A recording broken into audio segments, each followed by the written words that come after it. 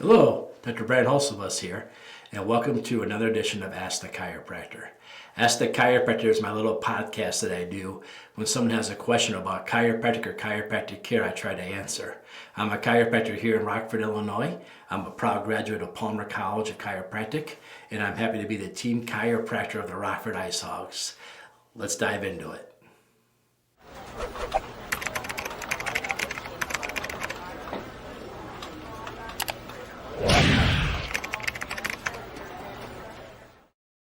Hi there. So I was recently asked by a patient who was in my office who noticed there was a lot of young athletes coming in. And they were curious, why so many young athletes? Now let me define young athlete. We're talking about high school freshmen, sophomores, and juniors, and a couple of local college kids coming in. They wanted to know why so many of these young athletes were getting adjusted, why they had to be there so much, because if you figured a young athlete would be a very healthy, strong person, they probably don't have a lot of problems. And it's just the opposite. Now, I'll say about 20 years ago, it wasn't so much like this, but today it really is. And so I sat down with some of my friends over at Movement Fitness, and I was having a conversation about this. Why are we seeing so many young people with instability in their lower back? What do we know about the lower back? We know that physical therapy really doesn't help it unless your physical therapist focuses on stability exercises. There was recently a study that showed that people who had back surgery, they took them through a gambit of tests before and after back surgery, asking which one of you actually felt better after your surgery. And they found the ones who had weak stability muscles before surgery, had surgery, and then had the right PT making their stability muscles stronger after the physical therapy did great. And the ones with weak stability muscles before and after did awful, and they taught them how to do stability exercises, and those people actually improved even post-surgery. So we know stability exercises are huge. So why do kids today have bad stability muscles? In my youth, I used to ride my bike everywhere. I would ride my bike to the mall from where I lived. I'd ride my bike to the mini putting place where I lived. I get my bike everywhere. And when I wasn't on my bike, I was on my skateboard. And when I wasn't on my skateboard, I had a scooter. Matter of fact, I was on my skateboard so much, we used to have a half pipe in our front yard. It was about 20 feet long and 10 feet tall. So we were always testing our balance, testing our stability. We were climbing up trees, having tree houses. We were doing all this fun stuff. But today, I wouldn't let my kids ride their bikes half the places I rode my bikes. Not because they're not capable of riding their bike, because I don't trust something bad won't happen to them compared to when I grew up. So today, kids don't get to ride bikes and go explore things like we did because the world's changed, right? We're not going to let our kids ride from neighborhood to neighborhood. We wouldn't even let our kids. I don't live that far from where I grew up. I couldn't imagine my kids today taking their bikes and doing the things I did. Not only that, but where are they going to go? Are they going to go to the mall? Have you been to a mall lately? There's no reason to go to a mall anymore, unfortunately. It's not like they even have the destination to go to the places we went. The whole idea of riding the bikes, the kids don't do that anymore. And so they lose all that stability. They lose all that growth, the development that we had going on our bikes everywhere. When I rode my bike to the corner where there was a big pond, I had a 5-gallon bucket, a tackle box, and a fishing pole trying to keep all that balance. That was great stability exercises. The other problem I feel today is that kids only do one sport. I played football, and if I wanted to play defense on football, I had to wrestle because our defensive coordinator was also the wrestling coach. And you didn't have to, but it sure did help to be in the wrestling team. But there's different muscles and different things you use in wrestling versus football. Today's kids, more and more, are just doing a sport, and they're investing all their time and energy into one sport. And so we even lose that cross-training that we would normally get in the old days. When football practice was over and wrestling practice started, I quickly learned I really missed football practice because wrestling practice was awful. Maybe because I was going against my best friend's older brother every day because we were in the same weight class. I don't know. But man, I hated wrestling practice. I love football practice. So there's just a difference in the way you move, you bend, you twist. Because in football, you're not rolling around the ground with somebody like you are wrestling. And in wrestling, you're not running long distances. So it's just totally different types of practice. And again, you throw another sport like baseball, you have a whole different kind of practice again. The idea that kids today only playing one sport really suffers them. So now we have these kids that come in here and they don't have any balance. I love having the young kids come in. One of the first tests we do is we have them stand on one foot. And I want to see me, being almost 50 years old, who could do it longer, me or them. And I tell you what, I win more times than I lose because they don't have the balance anymore. And without the balance, we don't have the stability muscles. Without the stability muscles, we don't have the way to keep the back strong.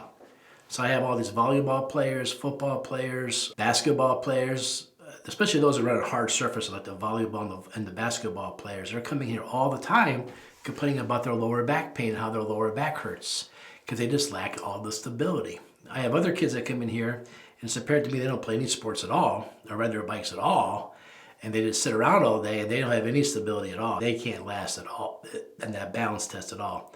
So my balance test is real simple. They look at me, I look at them, and we pick a foot and we stand on it, and we see who can stand the longest. And whoever falls over first, they're the loser. And I can tell you, I beat them all the time. And these kids are between the ages of 14 and 18. Like I said, I'm almost 50. I shouldn't be doing this good against them, but I win more than I lose, like I said before. So they lack these stability muscles from the inability to do stuff outside. And then they also only play one sport, and they only develop one way. So what can we do about it? It's great to point out the problems, but what can we do about it? The first thing is, if we're not going to go out and ride our bikes and do all the stuff I talked about, then we got to make it up in other ways. One of the ways I like having is a wobble board, or one of those Bosu balls, B-O-S-U, Bosu balls, and flip it upside down and get them on an unstable surface. I have a lot of my athletes stand on the wobble board of the upside down Bosu ball and play their sport. My basketball players will have them on the unstable platform shooting free throws. And we'll change the hoop. That's 4 inches tall. The wobble board will make the hoop 4 inches taller. Therefore, they're still shooting at a 10-foot hoop. If you can make free throws while standing on a wobble board, imagine how strong you would be during a game if somebody bumped you or came into you. If you're a volleyball player, just stand on a wobble board and bounce the ball off the wall. If you're playing a sport that you just can't do that with, like wrestling, then what you do is you just put the wobble board, have them stand on it, and bounce a ball off a wall or with a friend, back and forth. Now we're getting the stability exercises. Also, incorporate that into your workout. I have the kids ditch the weights for a set of squats. I just have them stand on the wobble board. You can do your weights too, but give me a couple sets with no weights on the unstable surface. So they cross their arms and they do squats on that. And I always say by the sixth one, you got the shake and bake going on. Your legs are all over the place wobbling because of how challenging it is. I also have them do push-ups on it. I have them do Spider-Mans on it where they're unstable underneath them and they're doing the Spider-Mans on it. You can go to a gym and work with some of my friends at Movement Fitness, where they do all kinds of exercises where you're challenging your stability the entire time. You don't even know they're doing it. We do a lot of single leg left presses where you're on one foot the whole time trying to keep your balance. So you gotta find ways to make it up. You have to, and not only that's going to last you your whole life. Because if you're having instability in your spine at 13 to 14, it's only going to get better as you get older and do less. It's only going to get worse. So getting these things and making these things up is crucial. Or maybe just simply, like in our town, we have some trampoline parks they can go play at. They have obstacle courses, they have ninja courses and stuff like that. Get those kids to those places. Get them challenging those things. And not only that, but get them playing another sport. Even if it's just for fun with other kids. Find another sport to play. Pickleball could be something you can just pick up. You don't have to dedicate a whole season to. You could join a league somewhere where you're just going to play a game a couple nights a week. You could organize a whole bunch of other kids from the team to get together and do a different night. I know like the Ice Hogs, the hockey team here in town, they'll go out and play different sports just for fun as a group. So get that group of kids together. I know you all got Facebook chat lines, right? Groups that the parents get together and talk about things. Organize a night when they start playing other sports and doing other things. It's a great way to get them to cross-train a little bit without interfering with the season of what they're trying to do. I understand that college is expensive. I understand you're trying to get a scholarship to pay for school. I get that. But there's ways to have still fun events. Even if it's just a swim night when everybody goes swimming. Try to organize like the first Friday of every month we go swimming. The first Tuesday or the second Tuesday of every month we go play pickleball. Just something like that. Try to incorporate more of those activities in there. Sum it up. Help these stability muscles get better. So to stabilize these muscles, you want to get a wobble board and do some activities on the wobble board. Or you want to go to a place like I talked about here in Rockford. I send you over to Movement Fitness and they have you do some balance stability exercises, incorporate into your workout or the game you're playing with them so you don't even know you're doing it. Play another sport. Get another sport in there involved. Even if it's just a recreational sport for fun, not a whole league. Try to get others to join you and do it too. It's good from camaraderie, good for everything. So there you have it. Why do so many young people have these injuries? I'd love to be able to help them, but I'm sad they're in here every week with the same issue. This is how we make them stronger and better. And remember, if you think your child's having these issues, go see a chiropractor. They're the only ones trained to tell you what's going on with the hip instability and stabilization muscles. We're the only ones that get that training, and we know how to incorporate when it's time to bring in a strength conditioning coach, when it's time to bring in physical therapy. We're well trained in how to do that. So seek a chiropractor first.